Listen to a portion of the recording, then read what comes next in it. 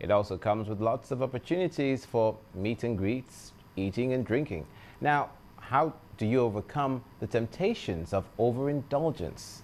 Find out a few tips on our focus on health tonight, put together by our correspondent Funmi Ijiwola.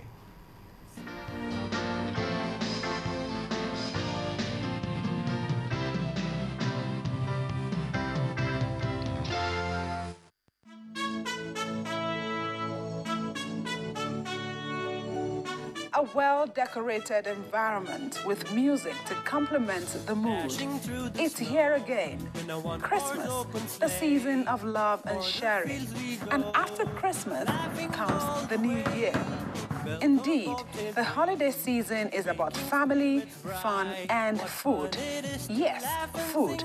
And that's my focus. Oh. Jingle bells, jingle all the way. As the majority of us may know only too well, attempts at healthy eating during the holiday season may not really pay off. A nutritionist, Temitope Sikiru, shares with me a few tips on how to navigate the season in a healthy way, beginning with the menu list. Get your fruits, get your vegetables, take watermelon, cabbage, fruits like apple and oranges. And at the same time, if you get, of course, you are going to get rice, definitely. But when you get your rice, if in now cooking, you try to portion your food. The portion matters a lot. Don't fill your plate so much. Just try to portion. We might have a lot of turkey and chicken to be given to us and everything, but chicken is actually very rich in protein. But the fact is that you store its fat in its skin. So why not just remove the skin of the chicken and go into the protein proper and have it? Another nutritionist adds her voice. You know the festive season, so alcohol is there for them to take, but we are recommending that you can't take more than 1 to 2 for men in a day. And this festive season, make sure you abide by that. For women that takes alcohol, it's not so advisable, but never go beyond 1 bottle in a day.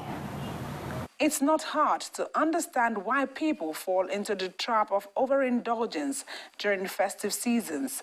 Almost everywhere you go, there's somebody waiting to offer you a drink or something to munch, but you have to know where to draw the line.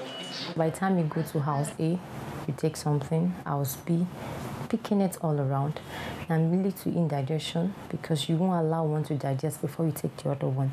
And aside from that, it's also a risk factor for obesity. You might be eating too much and gaining more weight. And obesity, as you know, is a risk factor for having cardiovascular diseases like stroke and hypertension, even diabetes.